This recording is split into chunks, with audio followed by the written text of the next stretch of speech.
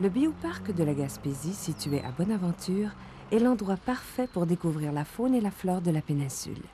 Les guides naturalistes vous révéleront des secrets bien gardés et partageront avec vous leur passion des animaux et de l'environnement. Une visite au bioparc vous fera découvrir les 5 grands écosystèmes de la Gaspésie. Le premier, le milieu marin, possède de nombreux poissons, crustacés et mollusques. Vient ensuite le barachois, qui joue un rôle primordial pour la planète et qui compte plusieurs plantes étonnantes. Vous y découvrirez aussi l'importance des rivières dans la vie des gens d'ici. Le bioparc, c'est l'endroit où vous comprendrez mieux le milieu forestier. Enfin, cette mystérieuse toundra vous sera expliquée.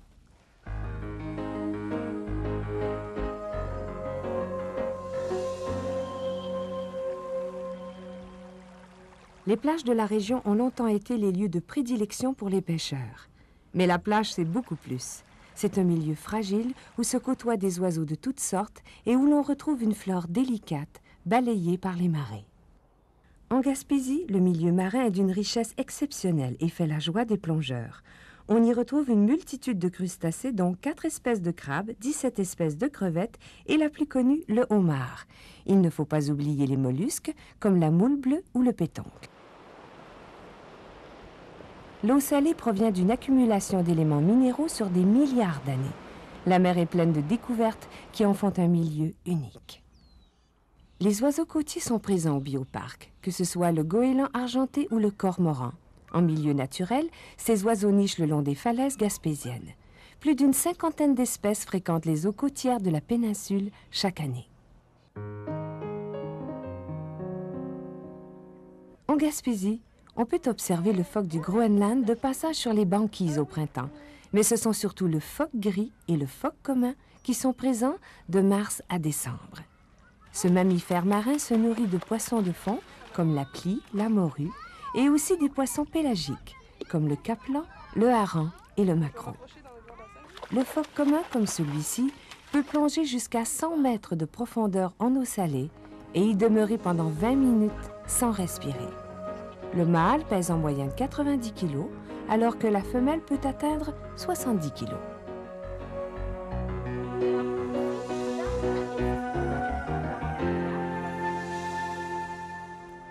Entre la mer et les rivières, on trouve le long du littoral un écosystème fascinant.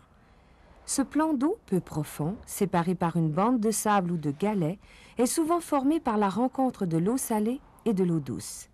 C'est le barachois. On en compte une quinzaine en Gaspésie. De type lagunaire ou estuarien, les barachois sont des lieux de prédilection pour la reproduction d'invertébrés, de poissons et d'oiseaux. Ce milieu humide constitue, entre autres choses, un véritable filtre naturel qui améliore la qualité de l'eau et protège contre l'érosion des berges. Les plantes présentes dans les barachois sont nombreuses et variées. On peut y retrouver la spartine, du myrique baumier ou l'iris à pétales aigus.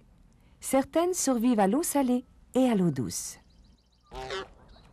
Les oiseaux fréquentent les barachois pour se nourrir de divers poissons, mais aussi pour s'y réfugier.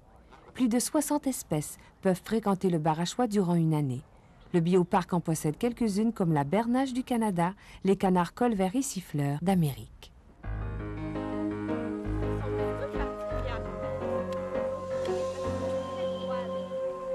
La Gaspésie compte un très grand nombre de rivières et de ruisseaux. Puisant leurs sources en plein cœur de la péninsule, au creux des chaînes de montagnes Chic-Choc et Megariggle, les rivières se déversent dans la mer. Elles sont porteuses de poissons comme le saumon de l'Atlantique qui fait la joie des pêcheurs à la mouche. Une pêche qui a de grandes retombées économiques dans la région. L'omble de fontaine vit généralement en mer et se reproduit en rivière, tout comme le saumon. L'omble remonte la rivière au printemps et ira à l'automne pondre ses œufs en eau peu profonde à une température d'environ 4 degrés Celsius.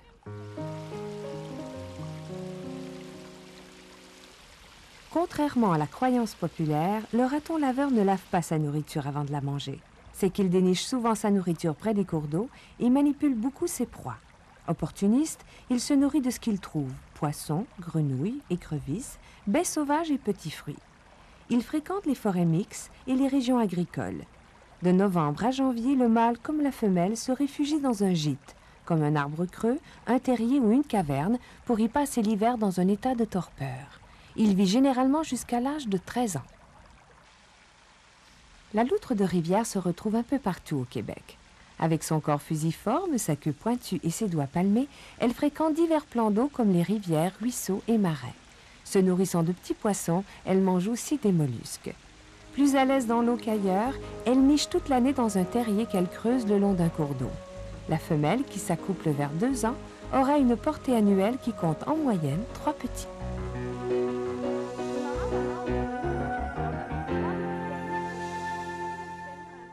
Le renard roux fréquente plusieurs habitats et s'approche souvent des infrastructures humaines. Ce canidé est omnivore. Il se nourrit de petits mammifères comme des souris et des lièvres. S'il le faut, il mangera des petits fruits forestiers. Même si sa population est abondante partout en Amérique, il est tout de même difficile à observer car il est actif, surtout la nuit. Le renard roux peut peser jusqu'à 7 kg et vivre une douzaine d'années. La population de coyotes a pris beaucoup d'expansion en Amérique du Nord depuis 50 ans. En Gaspésie, l'augmentation des coupes forestières et la disparition du loup ont donc favorisé le coyote qui a connu une croissance comme celle du cerf de Virginie, sa proie favorite. Le coyote se nourrit aussi de différents mammifères comme le lièvre et le porc-épic. Nerveux, craintif, ce trotteur infatigable est très actif de l'aube au crépuscule.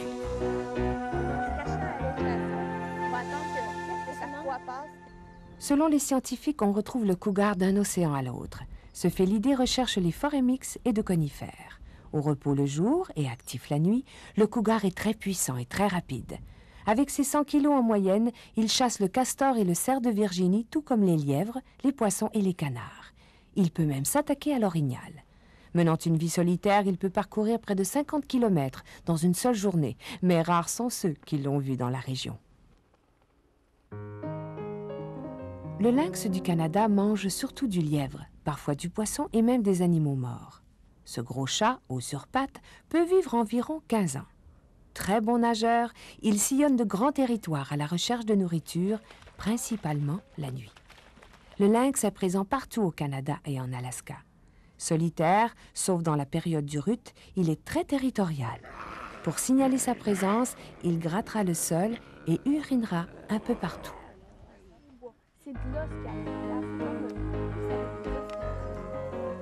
Souvent appelé chevreuil, le cerf de Virginie fréquente les forêts mixtes et de feuillus. Il se nourrit principalement des feuilles et des ramilles des plantes. L'hiver, il vit en groupe dans des ravages. L'été, il est plutôt seul ou en petits groupes. Nerveux et toujours aux aguets, le cerf de Virginie craint le cougar, le lynx, l'ours noir et le coyote, qui sont ses prédateurs naturels. L'élan d'Amérique, mieux connu sous le nom d'orignal, est le roi de la forêt gaspésienne. Il attire le respect par son imposante stature et son poids peut atteindre 635 kg chez le mâle.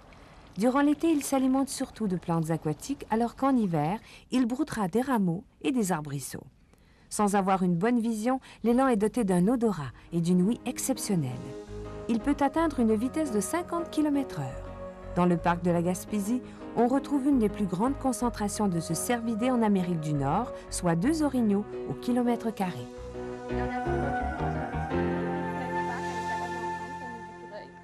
La femelle ours noir, qui a hiberné tout l'hiver, sortira de sa tanière au printemps avec ses 2 petits. Omnivore, l'ours noir se nourrira de jeunes pousses de plantes au printemps pour ensuite se délecter de poissons, de guêpes, de fourmis et de fruits sauvages durant l'été. Un mâle adulte, comme celui-ci, peut peser jusqu'à 280 kg. Ce mammifère pouvant vivre jusqu'à l'âge de 15 ans peut atteindre une vitesse de 55 km/h.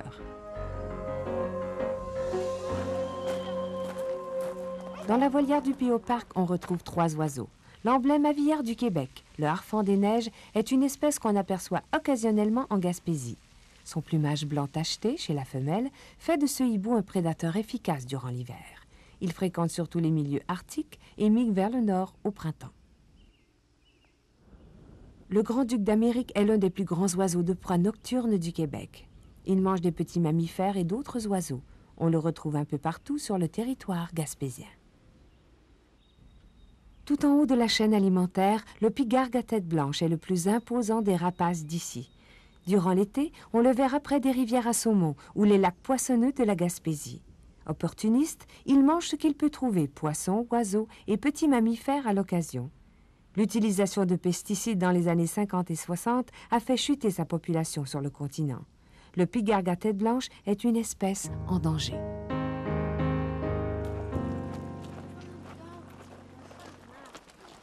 La toundra, qui signifie terre sans arbres, est l'écosystème qui se retrouve au sommet de nos hautes montagnes situées dans le parc de la Gaspésie. D'ailleurs, le mont Jacques-Cartier, avec ses 1268 mètres d'altitude, est le sommet le plus élevé du Québec habité. Dans ce milieu hostile à la vie, la végétation est naine et rabougrie en raison des conditions climatiques extrêmement froides. Le mercure peut y descendre à moins 40 degrés Celsius. Dans les formations rocheuses des montagnes gaspésiennes, le sol est fissuré à cause de l'action du gel et du dégel. Ce phénomène favorise le développement de plantes intrigantes. La camarine noire, la potentille tridentée, le bouleau glanduleux et le lédon du Groenland sont présents dans la toundra. Grâce à un principe complexe de défense contre le froid, ces plantes alpines survivent à des températures très basses. Il y a 12 000 ans, après la dernière glaciation, des troupeaux de caribous restèrent en Gaspésie et d'autres prirent le chemin du Grand Nord québécois et du Labrador. Ils sont plus d'1 million d'individus. Le caribou est le symbole du parc de la Gaspésie où survit la dernière harde au sud du Saint-Laurent. On en compte présentement 150. Le caribou est donc une espèce vulnérable. Grâce à ses ergots qui s'élargissent sous son poids, les sabots du caribou deviennent un peu comme des raquettes sur la neige, lui permettant d'être à l'aise sur les sommets enneigés ainsi que sur les pierres qui tapissent le sol de la toundra.